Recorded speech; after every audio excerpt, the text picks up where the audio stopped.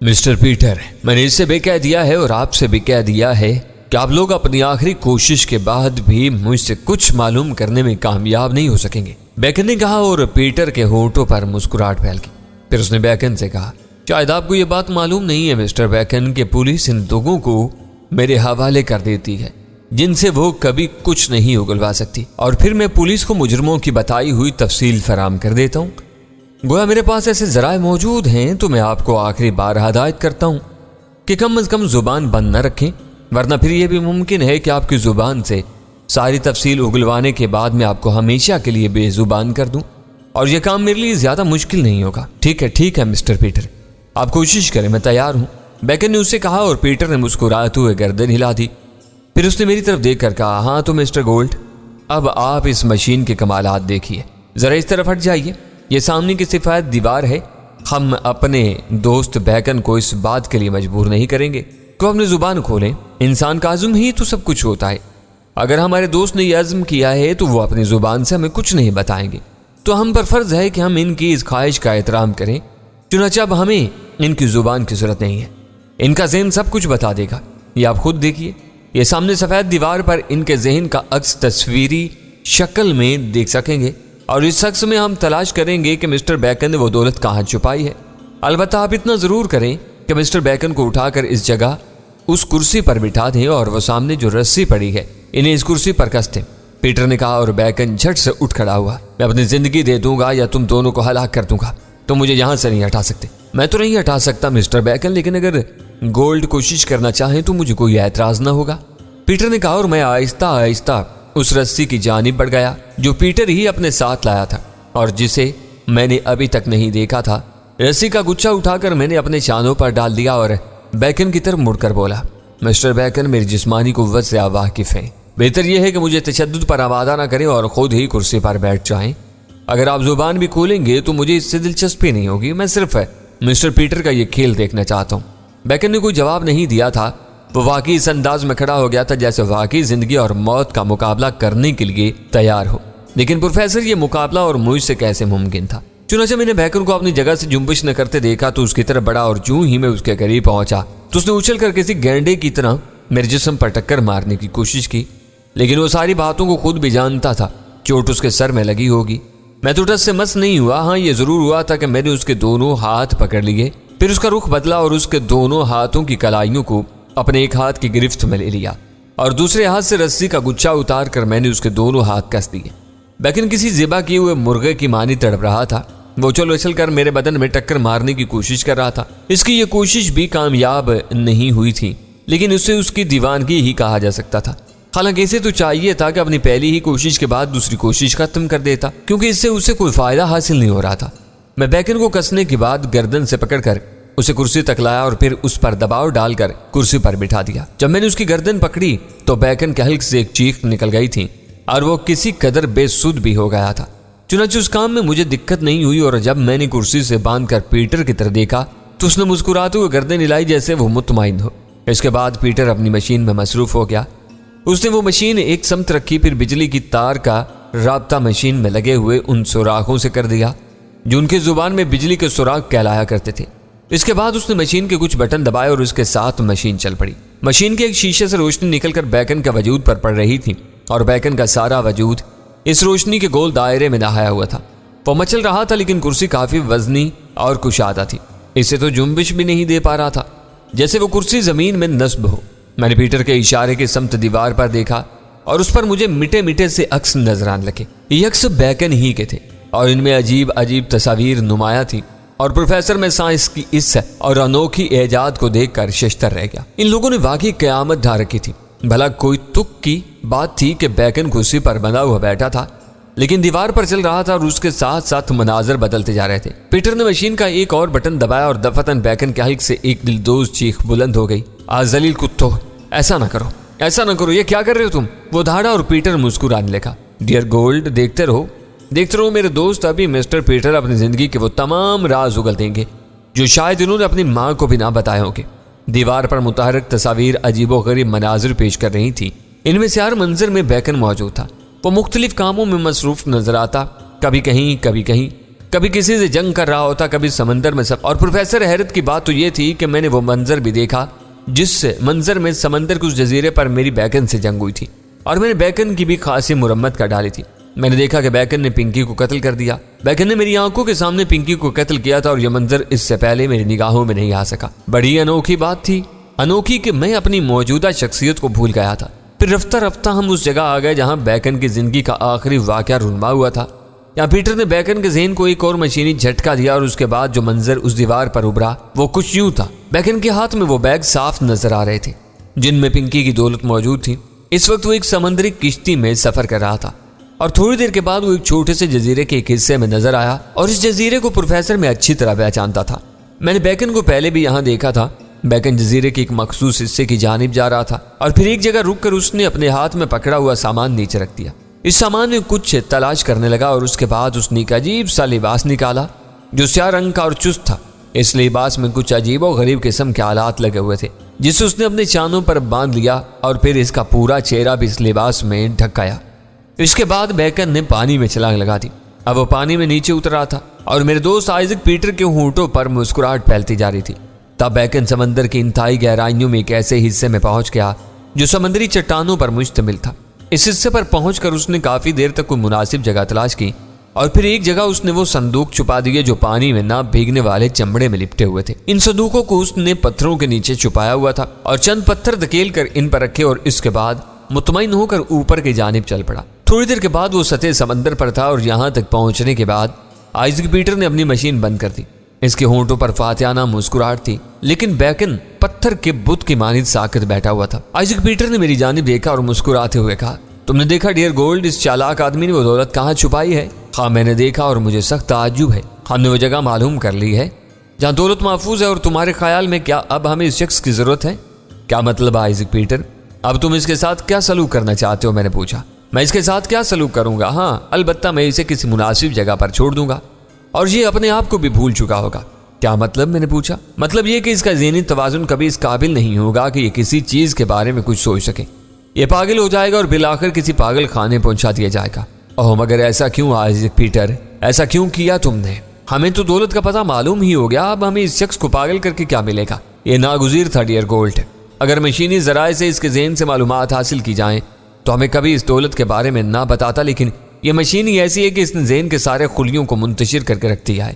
تب ہمیں اس کے دل کا سارا حال معلوم ہو سکا۔ اب یہ خلیے کبھی آپس میں اپنی جگہ سیٹ نہیں ہو سکیں گے، اور نتیجے میں پاگل رہے گا۔ اوہ، میں نے اس خطرناک شخص کی اس کارروائی پر افسوس کا اظہار کرتے ہوئے کہا، اور پھر وہ افسوس زدہ نگاہوں سے بیکن کو دیکھا جو خاموش بیٹھا ہوا تھا اور جس کے چہرے پر کوئی تاثر نہیں تھا۔ تو اب تمہیں اس خزانے کی معلومات حاصل ہوگی گولڈ میرے دوست۔ چنانچہ سب سے پہلے مناسب یہ ہے کہ ہم اس شخص سے چھٹکارا حاصل کر لیں اور اسے کسی سڑک پر چھوڑ دیتے ہیں، آئزک پیٹر نے کہا، اور میں نے گردن ہلا دی۔ لیکن پروفیسر، میری ذہنی کیفیت زیادہ درست نہیں تھی۔ اس دنیا کے رہنے والے کس قدر ظالم، سنگ دل اور صفاک ہو گئے تھے۔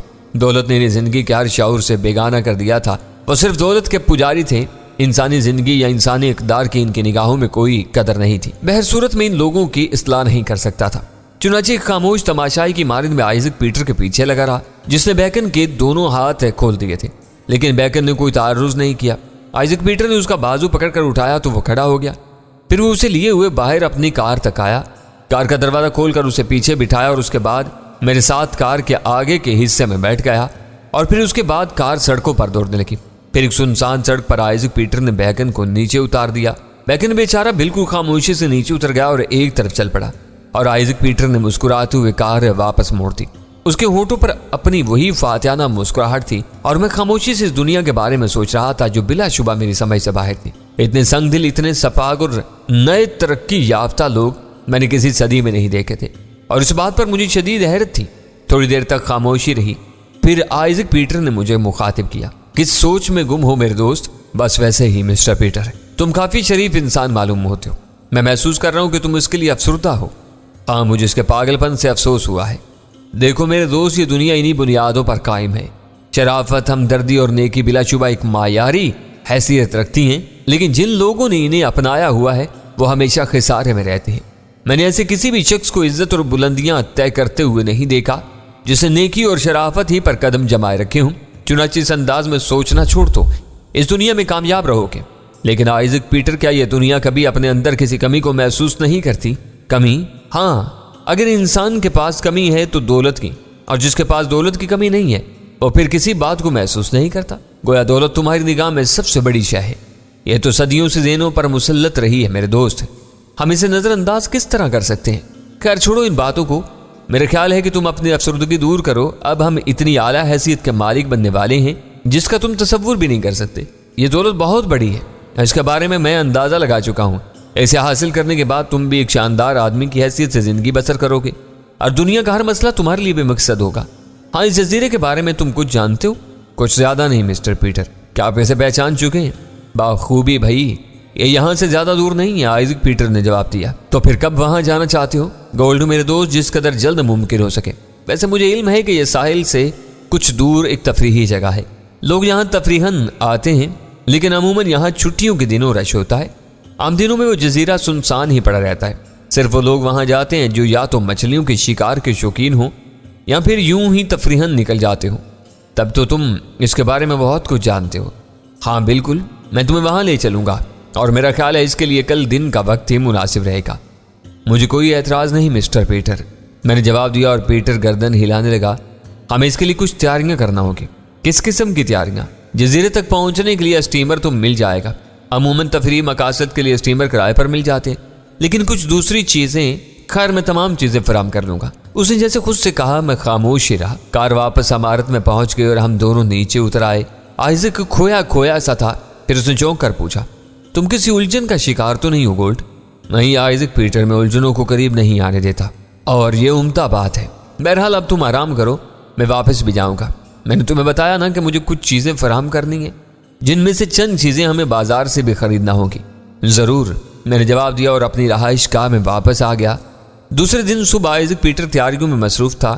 اس نے بالکل ویسے ہی 2 لباس مہیا کیے تھے جیسا میں نے بیکن کے بدن پر دیکھا تھا، اور جسے پہن کر وہ سمندر میں اترا تھا۔ ایسی ہی چند چیزیں لے کر وہ میرے ساتھ اس جزیرے کی جانب چل پڑا۔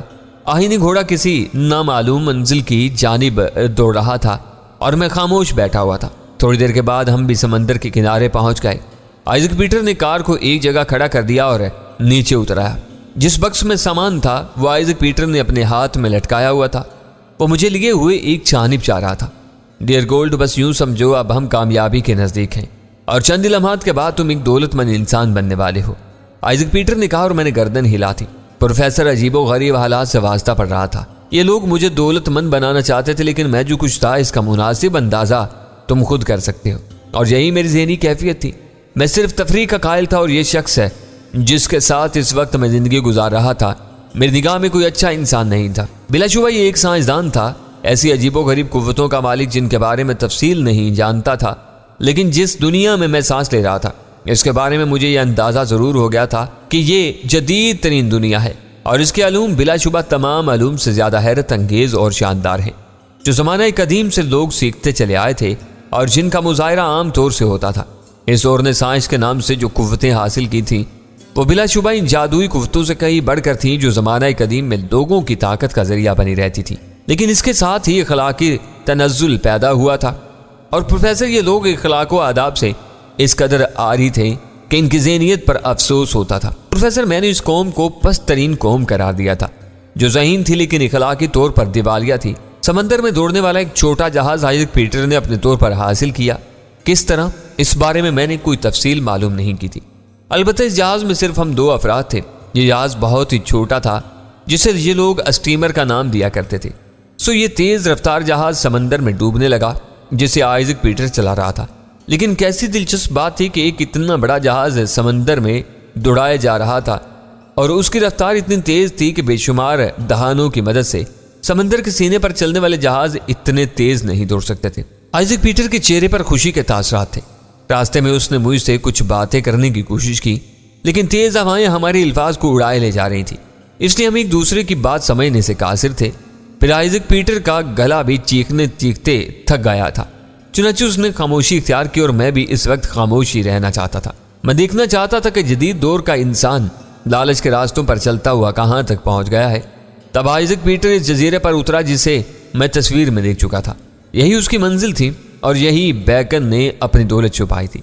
جزیرے کے ساتھ اس قسم کی جگہ بنی ہوئی تھی جن سے بآسانی جزیرے تک پہنچا جا سکتا تھا۔ ہم جس چیز کے ذریعے جزیرے پر پہنچے وہ لکڑی کی ایک سیڑھی تھی۔ آئزک پیٹر نے اپنا بیگ اٹھایا اور پھرتی سے لکڑی کی سیڑھی پر کود گیا۔ حالانکہ عمر رسیدہ انسان تھا لیکن بے مثال پھرتی کا مالک تھا، اور اس وقت تو بہت خوش نظر آ رہا تھا۔ اس خوشی کا اظہار اس کے ایک ایک عضو سے ہو رہا تھا۔ آ گولٹ، ایک جگہ رک کر اس نے پرخیال انداز میں مجھے مخاطب کیا۔ کیا بات ہے پیٹر؟ میں کچھ بھول رہا ہوں، یہ غلطی ہوگی ہے گولٹ۔ کیا؟ اگر میں تھوڑی سی اور ذہن کا اظہار کرتا تو اس وقت اس منظر کی تصویر لے سکتا تھا جب وہ یہ جگہ اسکرین پر نظر آ رہی تھی۔ کون سی جگہ؟ جہاں دولت چھپی ہوئی ہے۔ میں نے اس وقت اس جگہ کو اپنی یادداشت میں محفوظ کر لیا تھا، لیکن یہاں آ کر الجھ گیا ہوں۔ اوہ، گویا تم اس جگہ کو نہیں پہنچ پا رہے جہاں سے سمندر میں داخل ہونا ہے۔ ہاں، نہ جانے وہ کون سی سمت تھی۔ جزیرے کے چاروں طرف کے سمندر کو کھنگالنے کے لیے تو ایک طویل عرصہ درکار ہوگا۔ پیٹر کے انداز سے تھوڑی سی پریشانی جھلکنے لگی۔ پھر مسٹر پیٹر، میں نے انہی کے انداز میں گفتگو کرنا سیکھ لیا تھا۔ آؤ تلاش کریں گے، پورا دن کوشش کریں گے۔ بیکن کی طرف سے تو آپ کوئی خطرہ نہیں ہے، لیکن اگر اتفاق سے وہ جگہ نہ مل سکی تو ہمیں مایوس رہنا پڑے گا۔ کیوں مسٹر پیٹر، کیا آپ بیکن کو دوبارہ تلاش نہیں کر سکتے؟ میں نے معلومات کی غرض سے پوچھا۔ اگر وہ مل بھی جائے تو اس کی حیثیت مٹی کے ڈھیر سے زیادہ نہیں ہوگی۔ لیکن کیوں؟ اوہ سمجھو مائی ڈیئر، اب اس کے ذہن کو دنیا کو کوئی بھی سائنسدان ترتیب نہیں دے سکتا۔ وہ اب ہمیشہ کے لیے منتشر ہو گیا ہے، لیکن میں ہمت نہیں ہاروں گا۔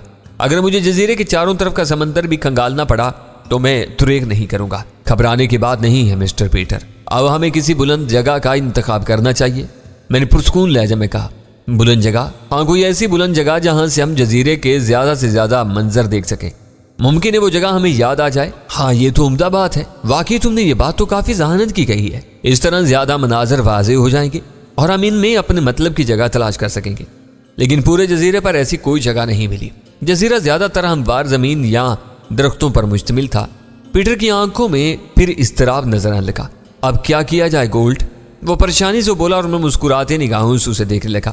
پھر میں نے چاروں طرف نگاہیں دوڑائیں اور بالآخر پیٹر کے شانے پر ہاتھ رکھ کر کہا، آؤ پیٹر، اور وہ احمقوں کی طرح میرے ساتھ آگے بڑھایا۔ تب میں نے ایک بلند و بالا درخت کا انتخاب کیا اور اس کے نزدیک جا کر کھڑا ہو گیا۔ پھر میں نے اپنے پاؤں سے اس دور کے جوتے اتارے۔ ظاہر ہے پروفیسر، مجھے موجودہ دور میں موجودہ دور ہی کے انداز میں رہنا تھا۔ پیٹر میری اس حرکت کو غور سے دیکھ رہا تھا۔ ابھی تک اس کی سمجھ میں نہیں آیا تھا کہ میں کیا کرنا چاہتا ہوں، لیکن جب میں نے درخت کے تنے پر انگلیاں گاڑی تو اس کا منہ حیرت سے کھل گیا۔ ارے واہ، واقعی یہ ترکیب تو بہت عمدہ ہے، لیکن کیا اس بلند درخت پر تم چڑھ سکو گے؟ کیوں نہیں میرے دوست، میں نے کہا، اور بھلا ایسے معمولی درخت پر چڑھ جانا میرے لیے کون سی مشکل بات تھی۔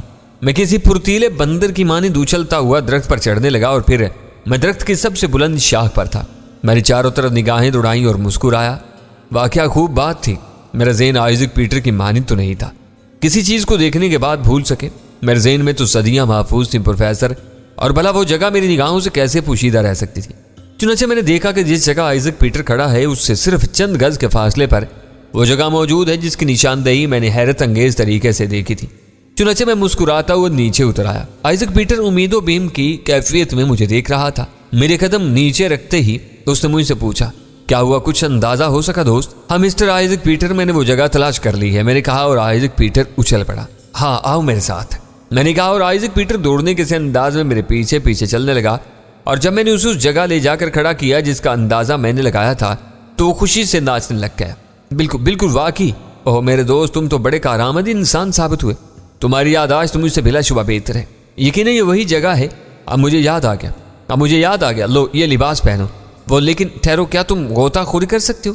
اچانک اسے اس بات کا خیال آیا تھا اور اس کے چہرے پر پھر پریشانی کے تاثرات نمودار ہو گئے۔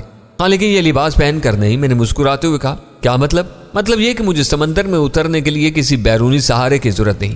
ارے نہیں، یہ کیسے ممکن ہے؟ تم اتنی گہرائیوں میں جاؤ گے بغیر لباس کے؟ لیکن سمجھو، سوچو، گہرائیوں میں اتر جانا آسان کام نہیں ہوتا۔ یہ لباس پہن لو، اس کے ساتھ یہ آکسیجن سلنڈر لگا ہوا ہے، اس سے تمہیں سانس لینے میں آسانی ہوگی۔ کیا تم میرے ساتھ نیچے نہیں چلو گے آئزک پیٹر؟ میں نے سوال کیا اور آئزک پیٹر نے گردن ہلا دی۔ کیوں نہیں؟ لیکن میں زیادہ گہری غوطہ خوری نہیں کر سکتا۔ حالانکہ آکسیجن ماسک میرے پاس موجود ہے، لیکن میرے پھپھڑے زیادہ دیر تک سمندر میں رہنے کے متحمل نہیں ہو سکیں گے۔ البتہ میں تمہیں اس جگہ تک پہنچا کر واپس آ جاؤں گا، آئزک پیٹر نے کہا، اور میں نے گردن ہلا دی۔ پھر آئزک پیٹر لباس پہننے میں مصروف ہو گیا، لیکن میں دوڑتا ہوا سمندر میں داخل ہو گیا تھا اور پھر میں نے سمندر کی گہرائیاں ناپنی شروع کر دی۔ آگ اور پانی سے میری دوستی بے مثال تھی۔ میرے صدیوں کے ساتھی یہی تو تھے۔